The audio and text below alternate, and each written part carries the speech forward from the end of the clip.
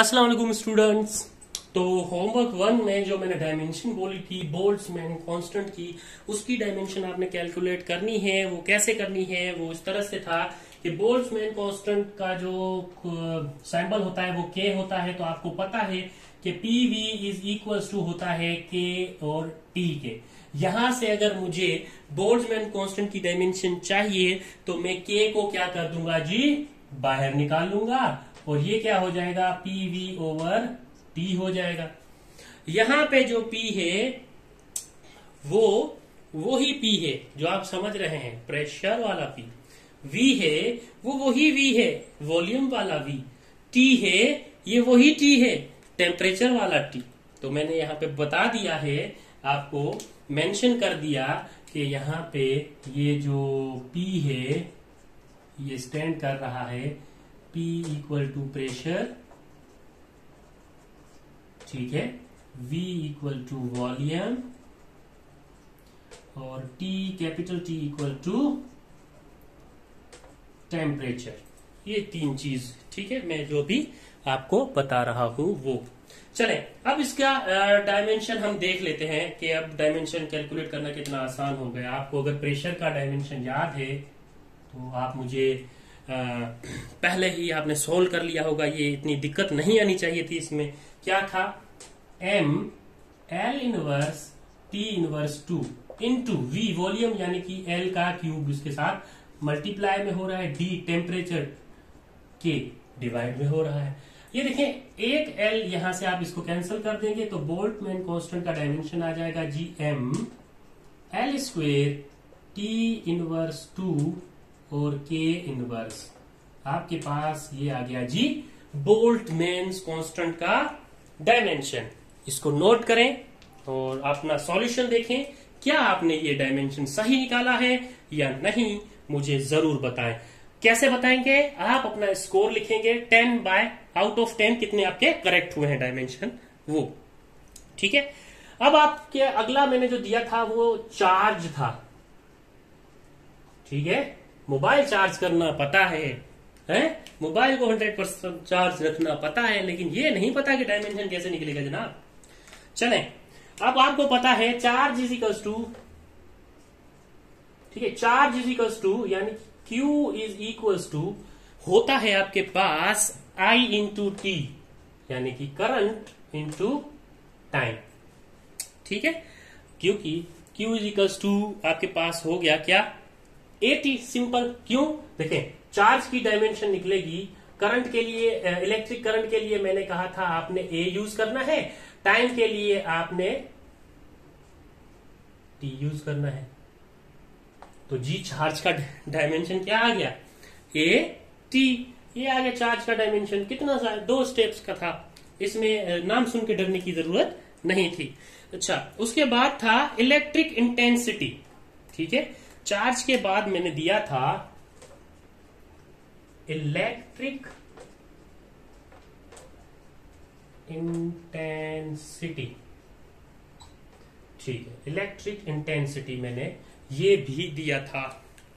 चले, electric intensity E is equals to, electric intensity क्या होती है, E is equals to force per unit charge. तो charge का अभी आपने निकाला है, देखिए चार्ज का अभी आपने निकाला है। तो मैंने अपना दिमाग यूज किया कि ये दे दिया जाए तो क्या मेरे स्टूडेंट्स दिमाग लगा सकते हैं। चलिए, डायमेंशन फोर्स का आपको पता है क्या है, ML T inverse to charge का AT, ठीक है। अब आपने ये वैल्यूज पुट कर दी सिंपली। अच्छा, ये T ऊपर जाएगा तो माइनस का हो जाएगा, तो इसको आप ऐसे भी लिख सकते हैं, ये डायमेंशन क्या हो जाएगी, ML T minus 3 A inverse, ठीक है। तो ये डायमेंशन किसकी आ गई है जी, आपके पास इलेक्ट्रिक इंटेंसिटी E की डायमेंशन आ गई। ये आपका सही है या नहीं, ये भी आप देख लें कि आपने ये अटेम्प्ट सही किया है या नहीं। चलें, उसके बाद नेक्स्ट डायमेंशन मैंने दी थी इलेक्ट्रिक फ्लक्स की। चलें, यहां पे अगर मैं देखूं इलेक्ट्रिक फ्लक्स। अब इलेक्ट्रिक फ्लक्स को मैं देख लेता हूं। अब इलेक्ट्रिक फ्लक्स इजिकल्स टू होता है E इंटू ए, यानी कि इलेक्ट्रिक फ्लक्स इजिकल्स टू होता है E into A for area, E for electric intensity. Electric intensity की मैं अभी निकाल चुका हूं, थोड़ा सा आपने दिमाग यूज किया होता तो आपके ये सारे सही होते, जिसके भी गलत हो रहे हैं। टी क्यूब ए इनवर्स इंटू एरिया, यानी कि ए का आपने क्या कर लेना है, ए के साथ सॉरी एरिया ए का स्क्वायर कर रहा हूं, एल का स्क्वायर कर लेना है। सॉरी ये मैं सैंपल का स्क्वायर कर रहा था। तो ये इलेक्ट्रिक फ्लक्स इजिकल्स टू आ जाएगा आपके पास एम, एल स्क्वायर और एल मल्टीप्लाई होके एल क्यूब हो जाएगा, ये T3 माइनस की पावर हो जाएगी, ये ए इनवर्स यही रहेगा। तो आपके पास ये डायमेंशन इलेक्ट्रिक फ्लक्स का आना चाहिए, M L cube T power -3 A inverse. चले, उसके बाद मैंने दिया था पोटेंशियल डिफरेंस का। क्या दिया था उसके बाद मैंने, पोटेंशियल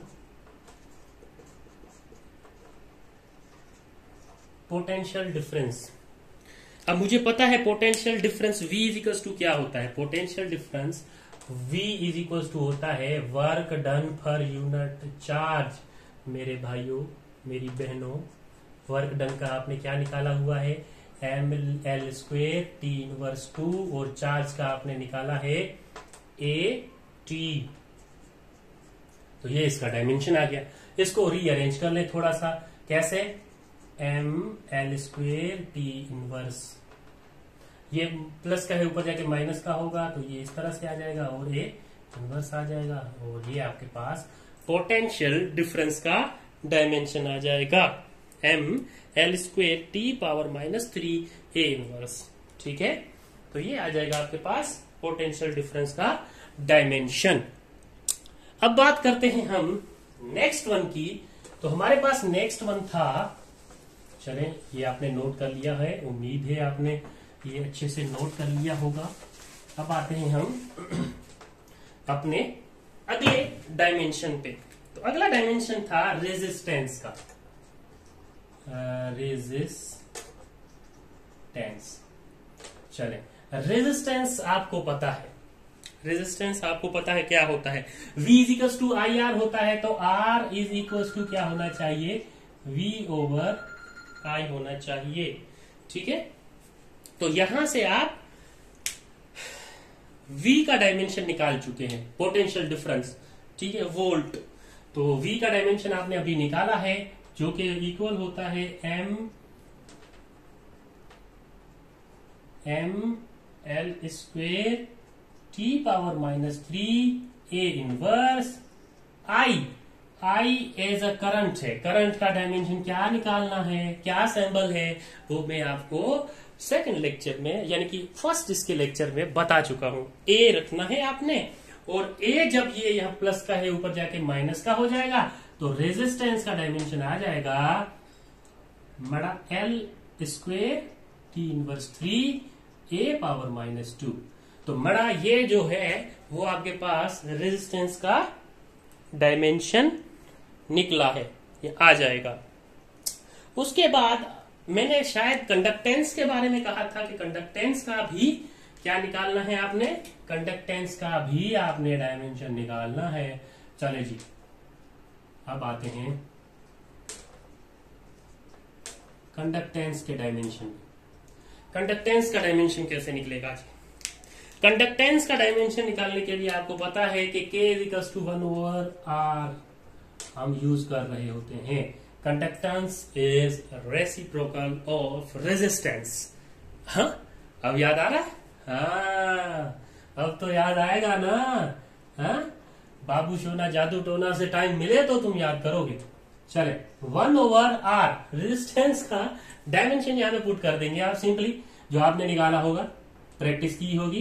क्या होगा, M L square T inverse 3 A की पावर -2। अब इसको आप ऊपर लेके जाएंगे तो K is equals to M inverse L inverse 2 T की पावर 3 ए की पावर 2 कर ली और स्क्वायर ब्रैकेट्स।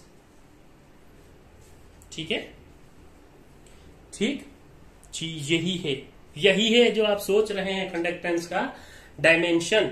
ठीक है, ज्यादा दिमाग ना लगाएं और इसको मजे मजे से सोल्व करें। अब आ जाते हैं हम नेक्स्ट, मैंने क्या कहा था, रेजिस्टिविटी।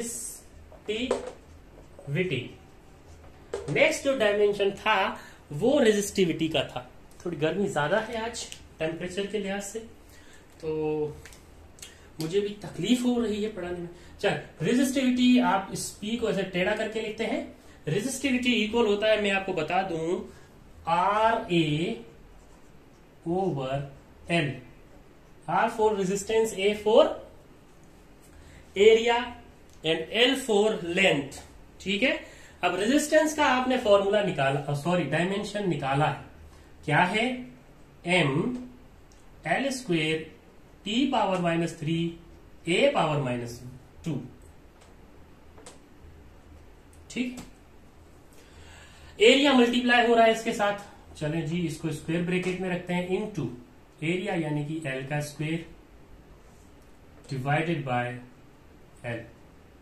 ये एल का स्क्वायर इस एल के स्क्वायर के साथ जब मल्टीप्लाई होगा तो एल की पावर कितनी बना देगा जी, 4 बना देगा। चले जी, ये पहले मैं स्टेप कर लेता हूं, M L square L power 4 T power -3 A power -2 L. एक एल के साथ जाएगा तो रेजिस्टिविटी का डायमेंशन आ जाएगा M L cube T power -3 A power -2। ये आ गया जी आपके पास रेजिस्टिविटी का डायमेंशन। कोई रॉकेट साइंस नहीं है, बहुत ही आसान चीज है। उसके बाद मैंने शायद मैग्नेटिक इंडक्शन दिया था आपको, चले वो भी देख लेते हैं। Magnetic induction, magnetic induction. अब मैग्नेटिक इंडक्शन का आपको पता है फॉर्मूला, या आप उस मैग्नेटिक इंडक्शन को इंटर में डिस्कस कर चुके हैं। आपके पास F is equals to Q V B, ठीक है, F is equals to Q V cross B होता है, तो यहां से अगर B बाहर लेके जाएंगे तो ये हो जाएगा जी F ओवर Q और V। अब देखें ये मैंने कहां से निकाला है, ये मैंने यहां से निकाला है, F is equals to Q V cross B, ये है मैग्नेटिक इंडक्शन। तो इस B को मैं बाहर लेके आ गया हूं। चल, अब B इक्वल्स टू फोर्स का फॉर्मूला, सॉरी डायमेंशन हमने पढ़ा, फॉर्मूला तो न्यूटन होता है, उसका डायमेंशन होता है M L square T inverse 2, और चार्ज का होता है ए टी, ठीक है, और V वेलोसिटी का होता है एल ओवर टी, यानी कि एल ओवर, चले ये टी के साथ क्या हो जाएगा जी, कैंसल आउट हो जाएगा, और यहां पे ये एल के साथ कैंसिल आउट हो जाएगा, तो B इक्वल टू आ जाएगा M, एक एल था, हाँ जी, L T inverse 2 A inverse. Magnetic induction का आपके पास आ जाएगा, स्क्वायर है, ठीक है जी। अच्छा, यहाँ पे फोर्स का है एम एल टी इनवर्स 2, मैं भी ये कहूं कि ये क्यों आ गया, ये यहाँ पे 0 देते हैं आप। अच्छा, एम एल टी इनवर्स 2 होता है ना फोर्स का, M L square T inverse 2 तो वर्क डन का होता है। तो ये आपके पास मैग्नेटिक इंडक्शन का ये जो डायमेंशन है वो निकल आया, तो ये भी आपने चेक कर लेना है। मैग्नेटिक फ्लक्स का भी मैंने बोला हुआ था, शायद ये लास्ट है,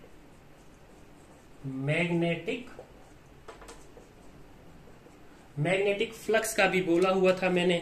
तो magnetic flux equals to B into A होता है, magnetic flux equals to B into A होता है। अब ये ए जो है वो एरिया है, और बी जो है मेरे पास मैग्नेटिक इंडक्शन है, मैग्नेटिक फील्ड है।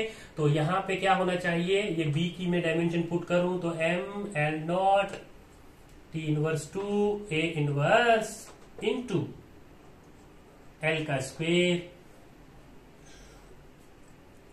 तो यहां से ये डायमेंशन आ जाएगा ml² T inverse two A inverse. तो ये क्या आ गया जी, मैग्नेटिक फ्लक्स का डायमेंशन आ गया। तो हमने मोस्टली वो डायमेंशन कवर कर लिए हैं जो हमारी बुक में मौजूद हैं। ठीक है, हमारी बुक में मौजूद है वो हमने डायमेंशन सोल्व कर लिए हैं। अब आपको कोई दिक्कत नहीं आनी चाहिए डायमेंशंस में। जल्दी से मुझे बताएं होमवर्क 1 में आपने कितने डायमेंशन सही किए हैं, और साथ साथ आप काफी ऐसे क्वेश्चन देखते रहे डायमेंशंस के जो आपको हेल्प करे। जो चीज समझ नहीं आती वो उसी टाइम मुझे कमेंट सेक्शन में जरूर बताइएगा। ये था आपका होमवर्क 1 का सॉल्यूशन। मिलते हैं नेक्स्ट लेक्चर में इंशाल्लाह।